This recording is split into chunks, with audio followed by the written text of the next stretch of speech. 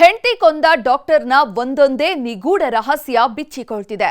ಅಕ್ರಮ ಸಂಬಂಧದ ವಾಸನೆ ಶುರುವಾಗಿದ್ದು ಹಣಕಾಸಿನ ಜಿದ್ದು ಸಹ ಸದ್ದು ಮಾಡ್ತಾ ಇದೆ. ಕಿಲ್ಲರ್ ಡಾಕ್ಟರ್ನ ಸ್ಪೆಷಲ್ ರಿಪೋರ್ಟ್ ಇಲ್ಲಿದೆ. ನೀನೇ ಮೊದಲು ನೀನೇ ಕೊನೆ, ಬೇರೆ ಯಾರೂ ಬೇಡ ನನಗೆ. ಈ ಸಾಂಗ್ನ ಸಾಲಿಗೂ ಈ ಹೆಣ್ಮಗಳು ಕಟ್ಕೊಂಡಿದ್ದ ಕನಸಿಗೂ ಸರಿಯಾಗಿ ಸೂಟ್ ಆಗ್ತಿತ್ತು. ಮದುವೆ ಆಗೋದಕ್ಕೂ ಮೊದಲು ಅದೆಷ್ಟು ಖುಷಿಯಾಗಿದ್ರು ನೋಡಿ. ಕಾಶ್ಮೀರಕ್ಕೆ ಹೋಗಿ ಪ್ರೀ ವೆಡ್ಡಿಂಗ್ ಫೋಟೋ ಶೂಟ್ ಮಾಡಿಸ್ಕೊಂಡಿದ್ರು.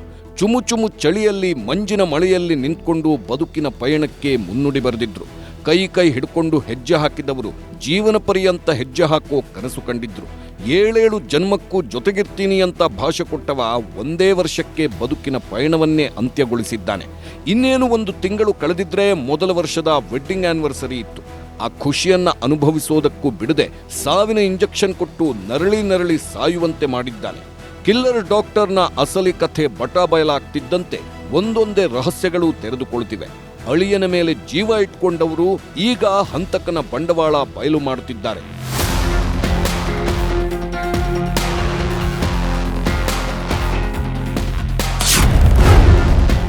ಗಂಡನಿಗೆ ಅಫೇರ್, ಪತ್ನಿಗೆ ಕೊಡ್ತಿದ್ದನಂತೆ ಟಾರ್ಚರ್. ನಂಬಿಸಿ ಕತ್ತು ಕೊಯ್ಯೋದು ಅಂತಾರಲ್ಲ, ಇದೇ ನೋಡಿ. ಡಾಕ್ಟರ್ ಮಹೇಂದ್ರ ಅಂಧರಾಗಿ 1 ದಿನ ಆಗ್ತಿದ್ದಂತೆ ಒಂದೊಂದೇ ಕಥೆಗಳು ಹೊರಬೀಳುತ್ತಿವೆ.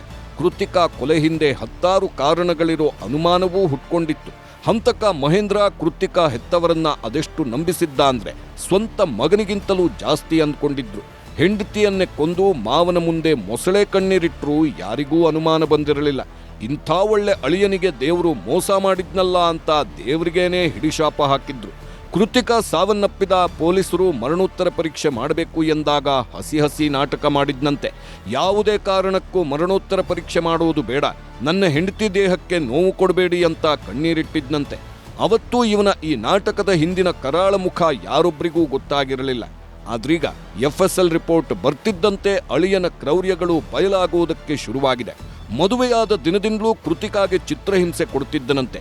ಬೇರೊಬ್ಬಳ ಜೊತೆ ಅಫೇರ್ ಇಟ್ಕೊಂಡ ಕಾರಣಕ್ಕಾಗಿಯೇ ನನ್ನ ತಂಗಿ ಸಾಯಿಸಿದ್ದಾನೆ ಅಂತ ಕೃತಿಕಾ ಅಕ್ಕ ಆರೋಪ ಮಾಡಿದ್ದಾರೆ. ಮಹೇಂದ್ರ ರೆಡ್ಡಿ ಮತ್ತೆ ಅವ್ರ ಕುಟುಂಬದವರು ಸೇರಿ ನಮ್ಮ ತಂದೆ ತಾಯಿಗೆ ಮಗುನ್ ಕುಯ್ದಾಕ್ಬಿಡ್ತಾರೆ. ಈ ತರ ಪೋಸ್ಟ್ ಮಾರ್ಟಮ್ ಮಾಡಿಸಿದ್ರೆ ಏನಕ್ಕೆ ಬೇಕು ಅಂತ ಬ್ರೈನ್ ವಾಶ್ ಮಾಡ್ತಾ ಇದೆ. ಅವ್ನಿಗೆ ಎಕ್ಸ್ಟ್ರಾ ಮ್ಯಾರಿಟಲ್ ಅಫೇರ್ಸ್ ಇತ್ತು. ಬಿಕಾಸ್ ಪ್ರೀವಿಯಸ್ ಹುಡುಗಿರ ಜೊತೆನೂ ಈ ತರ FIR ಆಗಿತ್ತು. ಸೊ ಅದನ್ನು ಹುಡುಗಿ ರಿಲೇಟೆಡ್ ಕೇಸೇ. ಸೊ ಅದು ಒಂದು ಪ್ಲಸ್ ಇವಾಗನೂ ಅವ್ನಿಗೆ ಬೇರೆ ಏನಾದರೂ ಎಕ್ಸ್ಟ್ರಾ ಮ್ಯಾರಿಟಲ್ ಅಫೇರ್ ಇರ್ಬೋದು ಅಂತ ನಾನು ಸಸ್ಪೆಕ್ಟ್ ಮಾಡ್ತಾ ಇದ್ದೀನಿ. ವೈದ್ಯೆ ಕೃತಿಕಾ ರೆಡ್ಡಿ ಕೊಲೆ ಹಿಂದಿನ ಕಾರಣವೇ ನಿಗೂಢವಾಗಿದೆ. ಯಾಕಂದ್ರೆ ಹಂತಕ ಮಹೇಂದ್ರನ ವಿಷಯದಲ್ಲಿ 10 ಅನುಮಾನಗಳು ಸುಳಿದಾಡ್ತಿವೆ. ಹೊಸ ಕ್ಲಿನಿಕ್ ಓಪನ್ ಮಾಡುವುದಕ್ಕೆ ಕೃತಿಕಾ ತಂದೆ ನಿರ್ಧರಿಸಿದ್ರಂತೆ. ಆದರೆ ಹೊಸ ಕ್ಲಿನಿಕ್ ಮಾಡುವುದಕ್ಕೆ ಮಹೇಂದ್ರನಿಗೆ ಇಷ್ಟವಿರಲಿಲ್ವಂತೆ. ಈ ವಿಷಯವಾಗಿಯೇ ಆಗಾಗ ಗಂಡ ಹೆಂಡತಿ ಮಧ್ಯೆ ಗಲಾಟೆ ಆಗ್ತಿತ್ತಂತೆ. ಕೊನೆಗೆ ವಿಕ್ಟೋರಿಯಾ ಆಸ್ಪತ್ರೆಯಲ್ಲಿ ಕೆಲಸಕ್ಕೆ ಸೇರಿದ್ದ ಕೃತಿಕಾಗೆ ಅನಾರೋಗ್ಯ ಬಿಗಡಾಯಿಸುವುದಕ್ಕೆ ಶುರುವಾಗಿತ್ತು. ಒಂದು ಅಕ್ರಮ ಸಂಬಂಧ ಇರಬೇಕು, ಇಲ್ಲ ಕ್ಲಿನಿಕ್ ವಿಷಯವಾಗಿ ನಮ್ಮ ಮಗಳನ್ನ ಕೊಂದಿರಬೇಕು ಅಂತ ಕೃತಿಕಾ ತಂದೆ ಕಣ್ಣೀರಿಡುತ್ತಿದ್ದಾರೆ. ಏನು ಇಲ್ಲ, ಸಿಂಪಲ್ ಆಗಿ ಇದು ಕಾಮನ್ ಪ್ರಾಬ್ಲಮ್ ಏನೇ ಎಲ್ರಿಗೂ ಇರುವಂಥದ್ದೇ. ಯಾಕಂದರೆ ಯಾವಾಗಲೇ ಆಗಲಿ ವರ್ಕ್ ಸ್ಟ್ರೆಸ್ ಇದ್ದಾಗ ಮೆಂಟಲ್ ಸ್ಟ್ರೆಸ್ ಅಂದರೆ ಈಗ ಹುಡುಗಿ ಕ್ಲಿನಿಕ್ ಮಾಡಬೇಕು ಅಂತ ಹೊರಟಿದ್ಲು. ಸ್ವಲ್ಪ ಬೇಗ ಕ್ಲಿನಿಕ್ ಓಪನ್ ಮಾಡಬೇಕು, ಟೈಮ್ ವೇಸ್ಟ್ ಮಾಡೋದು ಬೇಡ ಅಂತ ಅವಳು ಇರೋದ್ರಿಂದ ಸ್ವಲ್ಪ ಗ್ಯಾಸ್ಟ್ರೈಟಿಸ್, ಊಟ ತಿಂಡಿ ಸರಿಯಾಗಿ ಮಾಡಿರಲ್ಲ. ಆ ಸಂದರ್ಭದಲ್ಲಿ ಸಾಮಾನ್ಯವಾಗಿ ಎಲ್ರಿಗೂ ಆಗುವಂಥದ್ದೇ. ಅದೇನು ದೊಡ್ಡ ಸಮಸ್ಯೆ ಅಂತ ಯಾರಿಗೂ ಅನಿಸಲ್ಲ. ಅದು that is not A major problem ಅಂತ. ಅದಕ್ಕೆ ಅದೇ ಅಡ್ವಾಂಟೇಜ್ ತಗೊಂಡಿರ್ಬೋದು ಅವನು. ಇಸ್ಕಾನ್ ಸೆಂಟರ್ ಆಯಿತು ಮೃತ ಕೃತಿಕಾ ಮನೆ.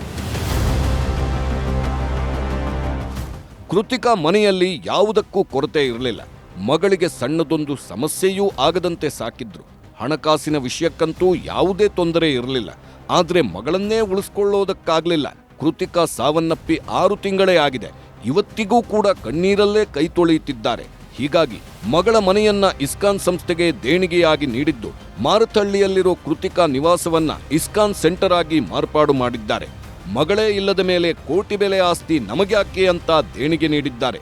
6 ತಿಂಗಳ ಹಿಂದೆ ಸಹಜ ಸಾವು. ಆದ್ರೆ ಈಗ FSL ವರದಿಯ ಮೂಲಕ ಗೊತ್ತಾಗ್ತಿರೋದು ಅದು ಸಹಜ ಸಾವಲ್ಲ, ಕೊಲೆ ಅಂತ ಹೇಳಿ. ಆ ಕೊಲೆ ಆದಂತ ದುರ್ದೈವಿ ಡಾಕ್ಟರ್ ಕೃತಿಕಾ ರೆಡ್ಡಿ ವಾಸ ಇದ್ದಂತ ಮನೆ ಇದು. ಮಾರತಹಳ್ಳಿಯಲ್ಲಿರುವಂಥ ಮುನ್ನೇನಕೊಳಲ ವ್ಯಾಪ್ತಿಯಲ್ಲಿರುವಂಥ ಈ ವಿಶಾಲವಾದಂಥ ಮನೆಯಲ್ಲಿ ಇಬ್ಬರು ಕೂಡ ಡಾಕ್ಟರ್ ಮಹೇಂದ್ರ ಮತ್ತು ಡಾಕ್ಟರ್ ಕೃತಿಕಾ ಕಳೆದ 11 ತಿಂಗಳಿಂದನೂ ಕೂಡ ಇಲ್ಲೇ ವಾಸವಾಗಿದ್ರು. ಸೊ ಈ ಮನೆಯನ್ನ ನಾವು ಇನ್ನು ಇಲ್ಲಿ ಮುಂದುವರಿಯೋದು ಬೇಡ, ವಾಸ ಇರೋದು ಬೇಡ ಅಂತ ಹೇಳಿ ಇಸ್ಕಾನ್ಗೆ ಈ ಕಂಪ್ಲೀಟ್ ಮನೆಯನ್ನೇ ದೇಣಿಗೆ ರೀತಿಯಾಗಿ ಕೊಟ್ಟಿರ್ತಾರೆ. ಸೊ ಈಗ ಸದ್ಯಕ್ಕೆ ಇಸ್ಕಾನ್ ಅವರು ಇಲ್ಲಿ ಕಾರ್ಯ ಚಟುವಟಿಕೆಗಳನ್ನ ಮಾಡ್ತಾ ಇರೋದು. ಕೃತಿಕಾ ಕೊಲೆ 3 ಆಂಗಲ್ನಲ್ಲಿ ಖಾಕಿ ತನಿಖೆ. ಕೃತಿಕಾ ಕೊಲೆ ಕೇಸ್ನಲ್ಲಿ ಪೊಲೀಸರ ಜಾಣ್ಮೆಗೆ ಶಹಬ್ಬಾಸ್ಗಿರಿ ಹೇಳಲೇಬೇಕು. ಯಾಕಂದ್ರೆ ಯಾರೊಬ್ಬರೂ ದೂರು ಕೊಟ್ಟಿರಲಿಲ್ಲ, ಯಾರ ಮೇಲೂ ಅನುಮಾನವಿರಲಿಲ್ಲ. ಪೊಲೀಸರೇ ಕಾಳಜಿ ವಹಿಸಿ ತನಿಖೆ ನಡೆಸಿದ್ರು. ಇದೇ ಕಾರಣಕ್ಕೆ ಇವತ್ತು ಡಾಕ್ಟರ್ ಮಹೇಂದ್ರ ಅಂಧರಾಗಿರೋದು. ಪೊಲೀಸರು ಕಣ್ಣಿಟ್ರೆ ಎಂಥವರು ಕೂಡ ತಗಲಾಕೊಳ್ತಾರೆ ಅನ್ನೋದಕ್ಕೆ ಈ ಪ್ರಕರಣವೇ ಜೀವಂತ ಸಾಕ್ಷಿ. ಸದ್ಯ ಆರೋಪಿಯನ್ನ ವಶಕ್ಕೆ ಪಡೆದಿರೋ ಪೊಲೀಸರು 3 ಆಂಗಲ್ನಲ್ಲಿ ತನಿಖೆ ಚುರುಕುಗೊಳಿಸಿದ್ದಾರೆ. ಮೊದಲನೆಯದ್ದು ಅಕ್ರಮ ಸಂಬಂಧ, ಎರಡನೆಯದ್ದು ಹಣಕಾಸಿನ ವ್ಯವಹಾರ, ಮೂರನೆಯದ್ದು ಅನಾರೋಗ್ಯದ ವಿಷಯವಾಗಿಯೂ ಪಿನ್ ಟು ಪಿನ್ ಮಾಹಿತಿ ಕಲೆ ಹಾಕ್ತಿದ್ದಾರೆ. ಆರೋಪಿಯ ಮೊಬೈಲ್ ವಶಕ್ಕೆ ಪಡೆದಿರೋ ಪೊಲೀಸರು 6 ತಿಂಗಳ ಸಿಡಿಆರ್ ಮಾಹಿತಿ ಸಂಗ್ರಹಿಸುತ್ತಿದ್ದಾರೆ. ಜೊತೆಗೆ ಅನಸ್ತೇಷಿಯಾ ಔಷಧಿಯನ್ನ ಎಲ್ಲಿಂದ ತಂದಿದ್ದು, ಎಷ್ಟು ತಂದಿದ್ದು, ಅನಸ್ತೇಷಿಯಾ ಬಗ್ಗೆ ಯಾರಾದರೂ ಮಾಹಿತಿ ಕೊಟ್ಟಿದ್ರಾ ಅನ್ನೋದರ ತನಿಖೆ ಮಾಡುತ್ತಿದ್ದಾರೆ.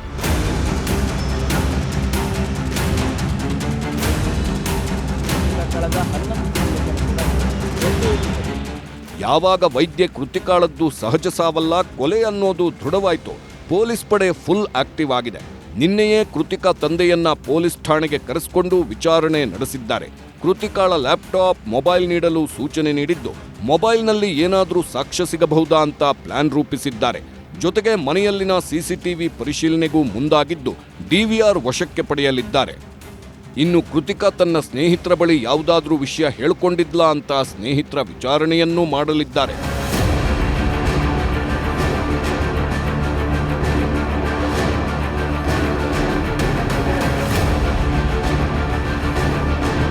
ಒಟ್ನಲ್ಲಿ ಮಾಡಿದ ಪಾಪಕ್ಕೆ ತಕ್ಕ ಪ್ರತಿಫಲ ಅನುಭವಿಸಲೇಬೇಕು ಅಂತಾರೆ. ಹಂತಕ ಮಹೇಂದ್ರನ ವಿಷಯದಲ್ಲೂ ಇದೇ ಆಗ್ತಿರೋದು. ಹೆಂಡತಿ ಕೊಂದು ಹಾಯಾಗಿದ್ದವ ಈಗ ಕಂಬಿ ಹಿಂದೆ ಸೇರಿದ್ದಾನೆ.